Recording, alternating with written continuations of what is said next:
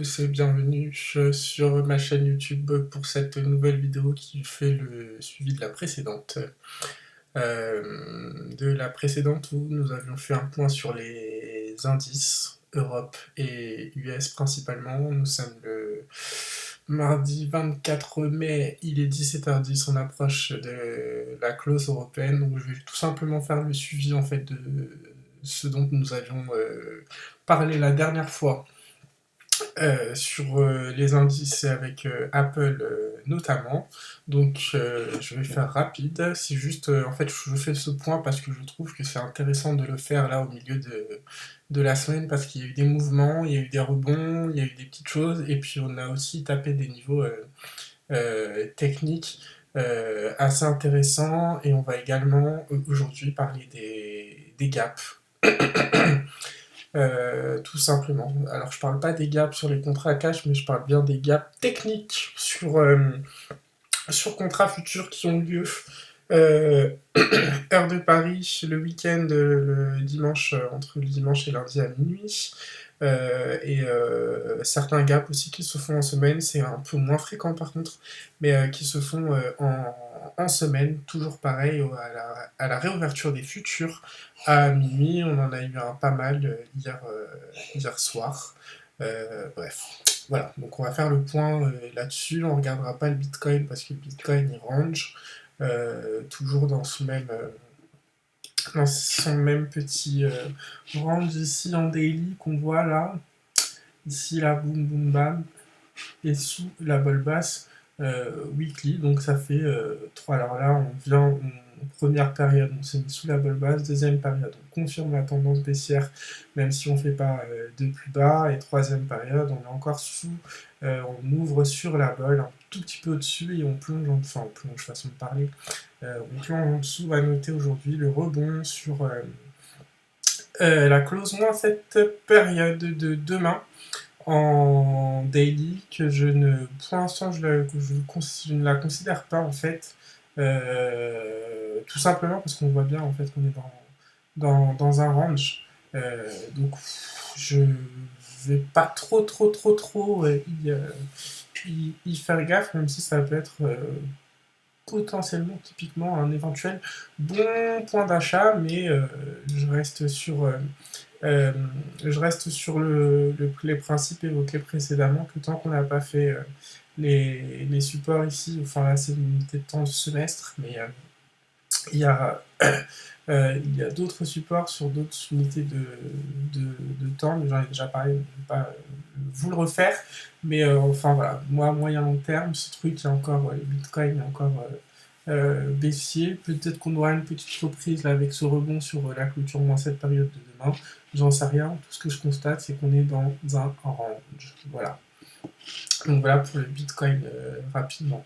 On va passer au CAC. Alors le CAC, c'est un joli cadrage qu'on avait fait. Je sais pas si vous venez, je vous avais dit que je me demandais à quoi ça pouvait ressembler. Donc c'était vendredi, je crois, ou jeudi, je sais plus, ouais, jeudi soir.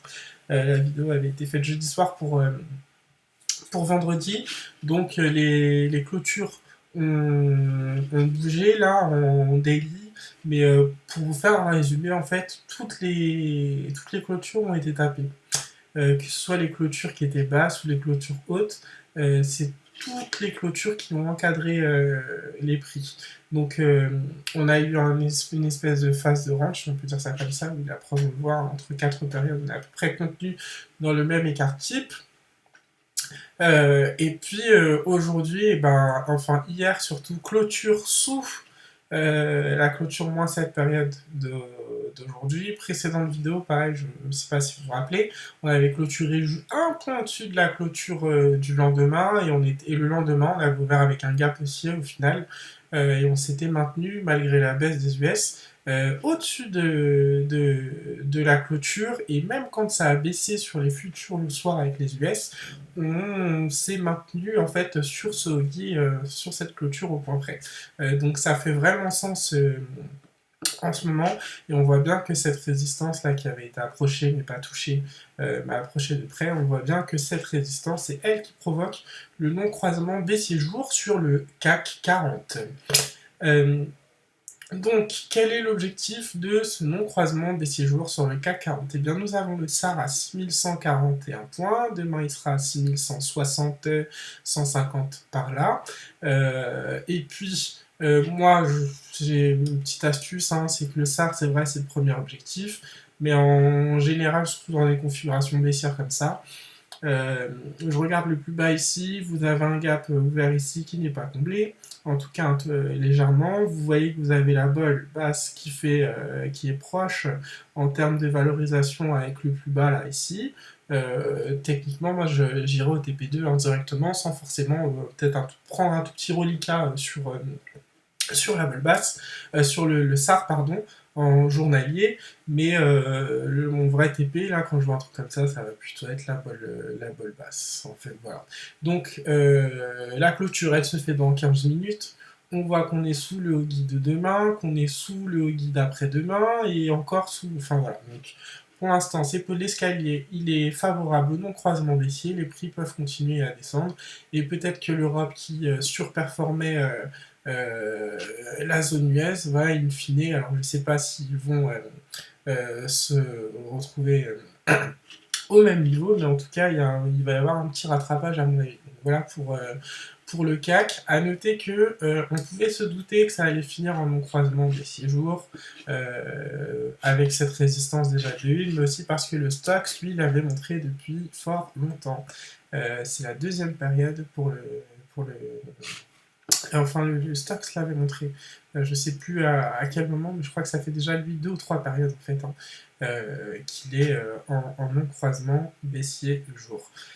J'ai tracé la clôture la plus basse de l'escalier parce qu'on se voit en fait, on voit quand même que c'est pas encore totalement acté ou alors qu'on veut pas descendre d'un coup d'un seul, puisqu'on se rend compte quand même que l'escalier le plus bas là avec ses clôtures, on voit bien c'est dans 1, 2, 3, 4 périodes. Nous sommes mardi, donc lundi prochain, et on se rend bien compte que ce niveau-là, pour l'instant, fait support. Je pense que pour le CAC, ça doit être aussi similaire. Non, on est en tout cas on est à peu près dessus. Voilà. Donc voilà, pour le CAC, les objectifs concernant le CAC. On va faire le DAX vite fait pour l'Europe. Alors, le DAX, on aura certainement un faux croisement baissier jour, puisqu'on a M7 qui est depuis... Ah non, 3 périodes, ça fait un peu beaucoup. On aura peut-être un croisement baissier fort, en fait, tout simplement en journalier, en fait. Et donc, pour vérifier cela, eh bien, c'est simple. On trace l'escalier des prochaines clôtures, moins 20 périodes, et on se rend compte qu'à partir de demain, mercredi, jeudi, vendredi, jusqu'à vendredi, cet escalier, il monte. Donc, pour que M20 jours reste haussière, il faut être au-dessus des clôtures moins 20 périodes jours, en fait, tout simplement. Donc, on voit que la dynamique des indices US et du CAC 40 est pas franchement haussière, donc on peut bien se douter que cet escalier qui est défavorable va pleinement jouer son rôle en fait et laisser les prix descendre. En tout cas, c'est ce qu'on peut potentiellement pricer. Voilà. Et puis vous avez par contre là un faux croisement baissier 3 heures qui ramène les prix vers 13 800 points par ici, enfin 13 800, 13 775. Donc voilà pour le DAX qui n'a pas une pattern aussi claire que le CAC 40, mais avec un peu de déduction, on peut potentiellement possibiliser ce retour sur la bolle basse en bas, comme pour le CAC 40, en considération de ces escaliers qui sont défavorables. Donc voilà. Voilà pour le CAC, avec une petite pattern là en intra qui se finira, je pense pas aujourd'hui, mais demain on devra avoir les 150-200 points de plus. Là ici, sur la bolle basse, 3 heures, puisque l'objectif du faux croisement baissier, vous avez vu, on a une M7 qui est venue croiser M20 pendant 2 périodes et qui tout de suite est reparti à la baisse et qui va bientôt croiser fortement avec M20 baissière.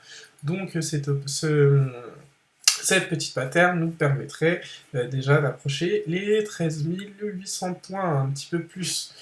Donc rien qu'en H3, on voit que c'est baissier, donc on se rend compte également qu'on a M20 là qui fait support à 13 902, donc on pourrait se dire ah mais tiens ça fait support, je pourrais peut-être acheter M20 jours. Non, en tout cas pas pour ma part, puisque lorsque vous avez des patterns, je le dis toujours, quand vous avez un non-croisement, un faux croisement, quelque chose comme ça, c'est la plupart du temps pour péter le support ou la résistance qui se trouve à proximité sur une unité de temps, excusez-moi, pardon, supérieure. On a déjà ça, on a l'ouverture d'une P2B, d'une phase 2 baissière 1 heure probablement, on l'a déjà en 15 minutes, on l'a en 30 minutes, mais on va arriver en phase 3, à moins de descendre très très vite et très rapidement d'ici la close pour garder les bols écartés, mais si ça se fait pas comme ça, on aura une phase 3. En tout cas, on voit qu'on a une clôture orientée. Ce que j'appelle clôture orientée, c'est lorsque on approche de la clôture officielle, donc pour l'Europe 17h30, 17h35, et pour les US 21h50, 22h. Oui, donc lorsqu'on approche de cette période et qu'on se rend compte qu'on a des mouvements, des débuts de mouvements qui se mettent en place, comme ça, la phase de baissière 15 minutes, la phase de baissière 1 heure, la plupart du temps c'est des mouvements en fait, peu importe ce qui se passe avec les futurs, pas peu importe, mais bien souvent, c'est des mouvements, c'est des clôtures en fait qui donnent des indications au futur déjà dans la nuit pour savoir ce qu'il aura à faire, et également pour, enfin j'allais dire les opérateurs, non pas pour les opérateurs, mais pour les prix, pour savoir ce qui se passera demain. Donc là, pour moi, quand je vois un début de faux croisement baissier 3 heures et une P2B 1 heure, je me dis ah tiens, parce que là on va fermer dans 1 minute, mais je me dis tiens, demain, 13 800 points, ça m'a l'air fort probable, très plausible. Donc voilà pour le CAC, on va passer au S&P 500. Alors avant de passer aux indices, on va afficher Apple, ma grande copie en ce moment. Voilà. Donc Apple est dans une configuration baissière à court moyen terme. Comment je le sais? Parce que on a la résistance ici, la vol basse weekly LW en résistance, et on a un flux sur M7D, et ce flux, il est présent maintenant depuis vendredi 6 mai, ça veut dire que ça fait 3 semaines que la M7 en daily, la plupart du temps, sauf là, il y a une petite exception, mais ça fait bien 3 semaines que la M7 en daily renvoie les prix à la baisse, ce qui correspond en fait à la phase 2 baissière weekly. Ok. Donc on a eu un rebond sur les indices, on a eu un rebond avec Apple aussi, et du coup, pourquoi je vous parle d'Apple, je vous le redis, parce que après vérification, c'est 12,12% de pondération par exemple dans l'indice Nasdaq, donc c'est assez énorme comme mastodonte. Donc si on a une action qui pèse autant dans un indice, l'indice va difficilement remonter si l'action qui fait 12%, elle est dans une configuration baissière.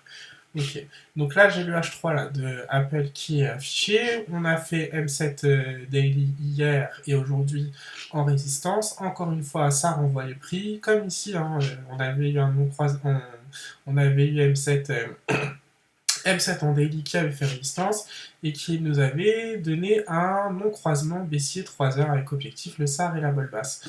Et aujourd'hui, la configuration est la même. M7D ici, M7H3 qui est haussière depuis 3 périodes au moins. On ne dépasse pas M20, M20 toujours baissière. Là, on a une autre des prix qui tape la résistance.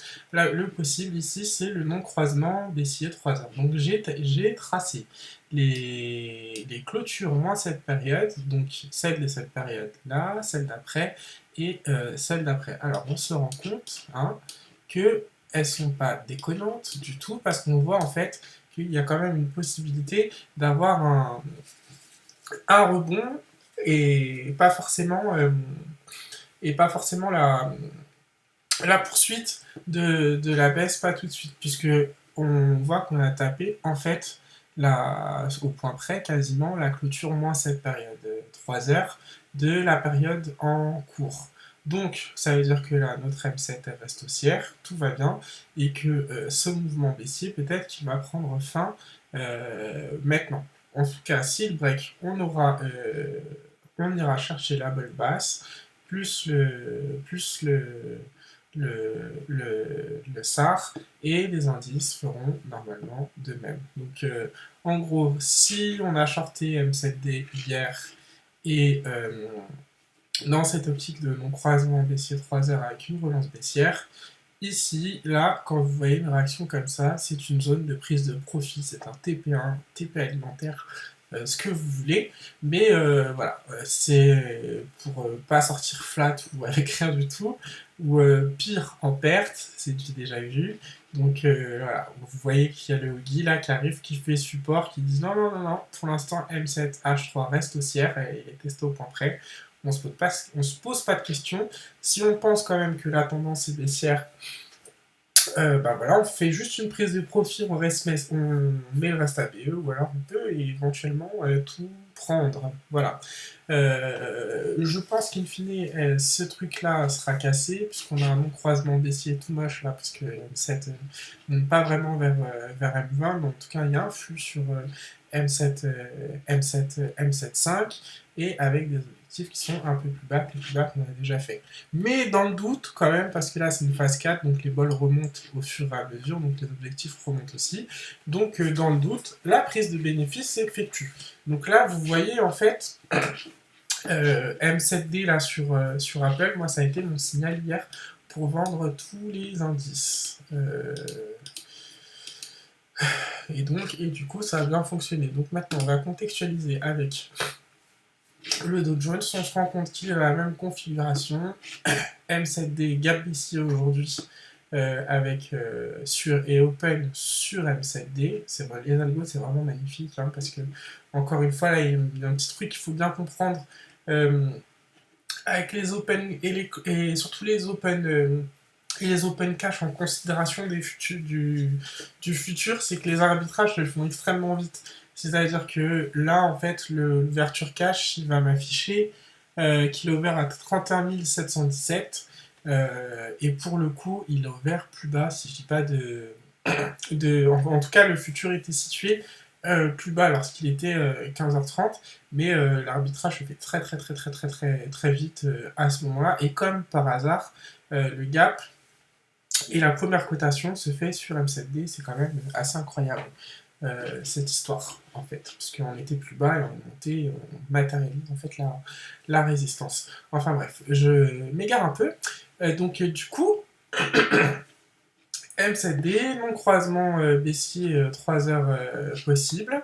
Alors encore, c'est comme pour rappel, pour le coup, il y a un moment où il va falloir prendre des bénéfices aussi, même si on ne s'est pas trop approché de la clôture, mais le fait qu'Apple les fait ça vaut le coup. De toute façon, ça fait déjà 600 points avec la vente d'hier lorsque Apple était sur M7D. Plus aujourd'hui pour le reshort de M7D, puisque c'était encore un renfort à prendre sur M7D. Donc c'est au moins ça un truc, une prise de bénéfice à faire lorsque Apple a touché la clause dans cette période. Et pourquoi je vous dis ça? Parce que là, on voit en fait qu'on a un croisement faible. De toutes les façons, en 30 minutes, donc qui dit croisement faible, plus phase 4, dit possible latéralisation avant de potentiellement, probablement, faire des plus bas. Donc on pourrait même remonter sur M7 ici, là, que sur M7H, que ça ne me choquerait pas, donc prendre des bénéfices là en intra, puisque la vente en intra, là, pardon, elle donne 250 points, ce qui est plutôt pas mal. 250 points, qu'est-ce que je raconte? 350 points, excusez-moi. 350 points, voilà. Donc pour le Dow Jones. Et moi, tant qu'on ne passe pas au-dessus d'M7D, je vais rester vendeur, tout simplement. Parce que, enfin, on a une belle résistance. Hier, on est venu briquer M7D, on est même venu briquer la clause -7 période jour pour aujourd'hui ouvrir avec un gap baissier. Alors en parlant des gaps baissiers, enfin des gaps tout court, je vais vous montrer quelque chose. extrêmement important, qu'il faut bien savoir. Voilà. Donc là, je suis en journalier. Hop. Voilà. Donc ça, ceci, c'est la clôture de vendredi. D'accord? Donc la clôture de... sur le Dow Jones. Hop, hop, hop. Excusez-moi. Le H-Lock. Ok. La clôture de vendredi, elle se fait à 31 279,8. Dimanche, on ouvre avec un méchant gap haussier, genre comme Never. Et donc du coup, on ouvre à 31 355, donc c'est-à-dire 80, 70, 80 points plus haut, et on fait un plus bas à 31 345. Donc autant vous dire que depuis l'ouverture dimanche des futurs, on a marqué que 10 points en fait de drawdown, si je peux dire ça comme ça. Bref, moi ce qui m'intéresse, c'est ce trou en fait.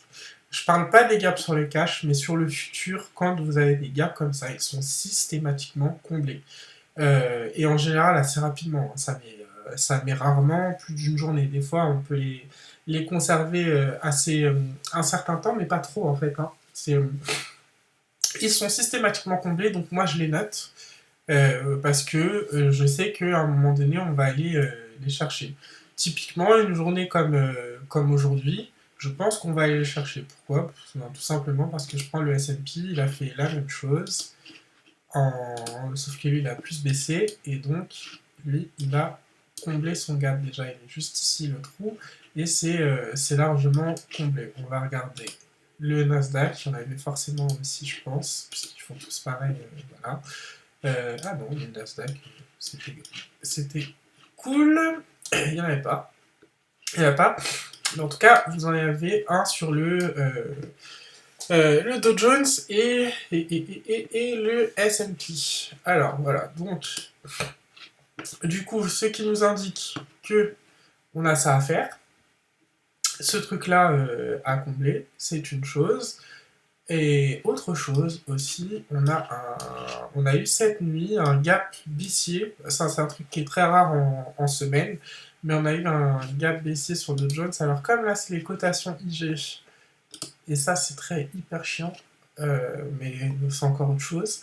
Donc, on le verra pas. Alors, moi, je vais vous le montrer différemment. Ce que je fais pour pouvoir observer les gaps, c'est que je prends la bougie de 23 heures. C'est les clôtures du FUT. Parce qu'en fait, IG, ils ont des cotations H24. Ici, il y a cotation H24, forcément, quand ça cote pas, et que ceux qui font le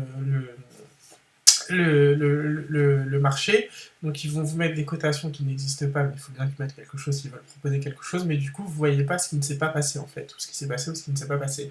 Là, ce qui s'est passé hier soir, c'est qu'on clôture à 23h à tac de 31 809 et à minuit, on rouvre à minuit, donc une heure après, puisque ça ferme pendant une heure, et à minuit, on rouvre à 31 784. Donc énorme gap de 130 points de baisse. En semaine, c'est hyper rare, hein, hyper rare. Je crois que c'est les résultats de Snapchat, vraiment clôture, qui ont provoqué ces mouvements. Je n'en sais rien. Donc on réouvre 130 points plus bas, et le plus haut qu'on fait, c'est 31 813. D'accord?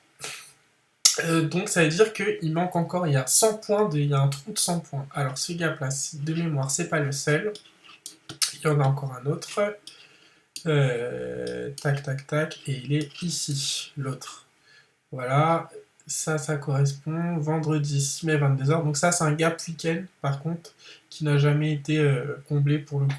Donc ces gaps-là, du week-end, surtout un comme ça c'est un gap de rupture, ok? Derrière, à chaque fois qu'on vient ici, faut bien le voir, hein. Tout de suite, on a essayé de remonter quand on a ouvert, on n'a pas réussi à le combler. Deuxième tentative ici, on n'a pas réussi à le combler. C'est un gap de rupture et ça marque la tendance baissière, tout simplement. Pour le Dow Jones. Le S&P aussi, c'est la même chose, et je crois que le Nasdaq aussi, c'est la même chose. Donc voilà, après, quand on prend un peu de recul, on est bien en tendance baissière, hein, des points hauts de plus en plus bas et des points bas de plus en plus bas avec des gaps comme ça qui marquent la tendance baissière même en semaine. Donc voilà, pour ces histoires de gaps. Le fait est que les deux gaps là, que je vous ai montrés seront comblés in fine. Alors peut-être pas forcément tout de suite, mais les gaps là qui sont ouverts en semaine, eux, sont comblés rapidement. Et puis les gaps qu'il y a week-end, ça dépend vraiment de la tendance. Là, on est en tendance baissière. Donc je me souviens par exemple 2020, on avait marqué, excusez-moi, on avait marqué des gaps comme ça le week-end où il y avait beaucoup de peur en fait. Bon, bah, ils ont fini par être récupérés en fait. Pour le coup. Voilà, donc ça c'était, bref, j'ai fait une parenthèse sur les gaps. C'est juste en fait parce que je parle pas des gaps cash, mais je parle vraiment de ces gaps là sur futur. Ils sont systématiquement comblés. Ça met plus ou moins de temps, mais ils sont systématiquement comblés. Il y en a qu'un seul qui de mémoire n'est pas comblé, c'est un gap d'initié. C'est le week-end précédent l'annonce du vaccin Pfizer. En fait, on a ouvert avec un gap aussi assez important. Donc je pense qu'il y en a qui étaient au courant, à mon avis. Bon, voilà, il y a eu tellement de pression acheteuse entre le dimanche minuit et le lundi midi 45 qu'on n'a jamais refait de plus bas. Voilà, je peux vous le montrer, celui-là aussi. Je sais plus si on le verra encore. Territoire 2020, novembre, ça doit être par là. Alors, je sais pas pourquoi, ça c'est repeint, à mon avis, parce que... Ah non, il est là, voilà. Est-ce que c'est ça? Je sais plus, parce que je crois que c'est le 1er novembre. Est-ce que c'est ce truc-là, j'ai mis de côté? C'est pas ça, mais c'est pas grave. On va se mettre sur le futur, le vrai. Hop, novembre 2020. Et là, on devrait... je reconnais déjà. Parfait. Voilà. Tac, tac, tac. Tout est comblé chez eux. Tac, tac, tac. Lundi 2 novembre par rapport au dimanche. Non, mais tout est comblé. Ah non, c'est bien là, voilà, lundi 9 novembre, donc c'était le 9 novembre, c'était pas en début de semaine. Donc c'est bien ce gap là. Bref. Donc avec bah voilà la journée, la hausse Pfizer et le petit gap d'initié, là ici, moi j'appelle ça un gap d'initié, puisque pour avoir un gap aussi comme ça, une bougie derrière comme ça, avec une nouvelle pareille, il y avait forcément des gens qui étaient au courant et beaucoup plus qu'on ne le croit. À mon avis, voilà. Donc il n'y a que ce gap-là en fait qui n'a jamais été comblé. D'ailleurs, pourquoi je vous en parle de ces gaps-là, puisqu'il y a une raison, c'est que je pense en fait que ce mois-ci, ce gap-là, alors il est situé à clôture 28 204. Je pense que ce mois-ci, avant la fin du mois, et nous sommes le 24 mai, donc avant la fin de la semaine, on irait potentiellement combler ce gap. Je vais vous expliquer pourquoi. Parce que si je me mets en mois, nous sommes en phase 4, en phase 4, donc en phase de contraction des prix. On a la bande basse Bollinger qui fait support, et qui fait bien support, puisqu'elle est vraiment haussière, cette bande basse, et elle est au même niveau que le gap. Et nous sommes dans la tendance baissière. Donc je trouve qu'en termes de momentum, c'est plutôt pas mal pour aller chercher ce gap cette semaine. Bon alors ça fait une sacrée chute, puisque ça voudrait dire qu'on perdrait 3000 points à un moment donné dans la semaine. À pas oublier que demain il y a le FOMC, donc pourquoi pas demain une grosse chute et puis on finit. Mais ouais, je verrais bien les 28 000 points cette semaine. C'est un peu ambitieux, mais bon, je le mets voilà, je le mets quelque part dans ma tête en TP très lointain. Donc du coup, voilà, un gap à combler, le gap Pfizer qui n'a jamais été comblé. C'est un gap technique, c'est pas un gap cash. Donc c'est vraiment les gaps sur futur. Et puis avec en convergence cette bolle basse mensuelle. Cette bolle basse mensuelle. D'ailleurs, si on faisait la bolle basse mensuelle, la tendance long terme en mensuel serait toujours haussière si on ne faisait que la bolle basse et qu'on ne faisait pas plus, puisque la clause moins 20 période celle d'après sont en dessous, donc M20 malgré tout resterait haussière. Est-ce qu'on a d'autres niveaux de convergence sur les 28 000 points? Je vais regarder ça tout de suite. Il me semble que oui. Oui, on a d'autres niveaux de convergence avec M20 trimestre autour, tout simplement. Et je vais regarder en annuel. Et avec M7 année, un petit peu au-dessus. Et on va regarder les 24 mois aussi, parce que des fois...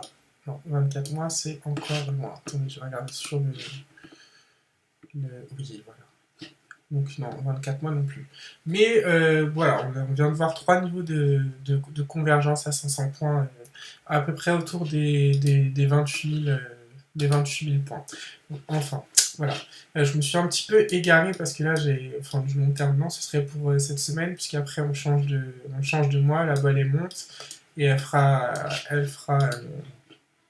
fera support, donc largement au-dessus du gap, donc je ne regarderai plus de la même façon, parce qu'après elle sera à 29 450, donc 1500 points au-dessus du gap, donc si jamais on devait aller chercher ces gaps, ce serait vraiment cette semaine, tout simplement.